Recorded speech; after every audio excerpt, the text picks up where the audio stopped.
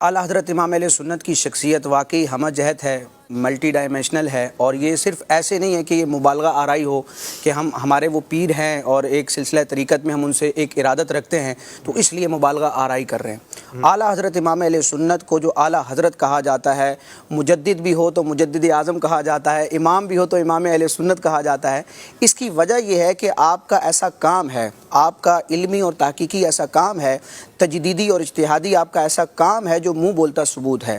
और आला हज़रत इमाम अहले सुन्नत को अपनों ने तो माना लेकिन गैरों ने भी माना। वो एक अरबी का मुहावरा है कि अल फद्लु मा शहीदत बिहिल आदा, कि फ़जीलत तो वो है जो दुश्मन भी माने। अल्हम्दुलिल्लाह आला हज़रत इमाम अहले सुन्नत को अल्लाह ताला ने ऐसी सलाहियतों का जामे बनाया है कि अपने तो अपने गैर भी आला हज़रत की इमामत और महारत का लोहा मानते हैं। आला हज़रत इमाम अहले सुन्नत हम जहद शख्सियत हैं।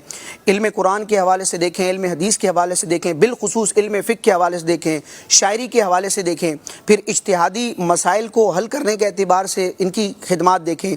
और सबसे बढ़कर ये कि तजदीदी जो आपके काम हैं, और तजदीदी काम आपके रिसालों की सूरत में भी हैं, अशार की सूरत में भी हैं, और फिज़िकली भी आपकी कई कोशिशें और मेहनतें हैं। दीनों मसलक का कोई काम कर रहा है और जी और चल रहा है, लोगों में राइज भी है, उसमें मज़ीद अपना हिस्सा मिलाने के लिए कोई काम करता है। लेकिन दीन के बाज़ शोबाजात ऐसे होते हैं, बाज़ मामलात ऐसे होते हैं कि बातिल कुओं की तरफ से उन पर हमला किया जाता है, अकीदे के एतबार से, अकीदत के हवाले से, अमल के एतबार से, और इस्लाम के चेहरे को मस्क करने की कोशिश की जाती है। अकायद में, लोगों के नज़रियात में और अमल में बिगाड़ लाने की कोशिश की जाती है।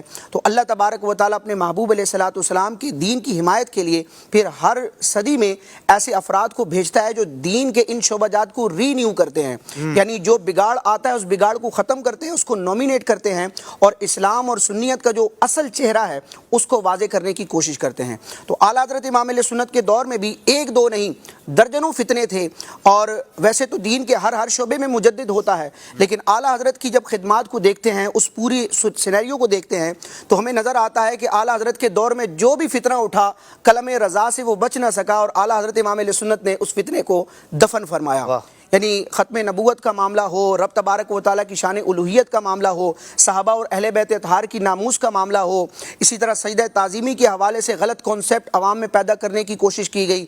शरीयत और तरीक़त और पीरी मुरीदी के नाम पर जब गलत नज़रियात और मामूलात आम किए जाने लगे तो आला हज़रत इमाम अहले सुन्नत ने इन तमाम महाज़ों पर काम किया और दीन के असल चेहरे को वाज़े किया, लोगों के शऊर को बेदार किया, और इश्क़ रसूल की जो शमा बुझाई जा रही थी, नाकाम कोशिश की जा रही थी, उस शम्मा को फुरूज़ा किया, उसमें चार चाँद लगाए। इसलिए आपको मुजद्दिद भी कहा जाता है। और मुजद्दिद भी कौन सा? मुजद्दिद आज़म।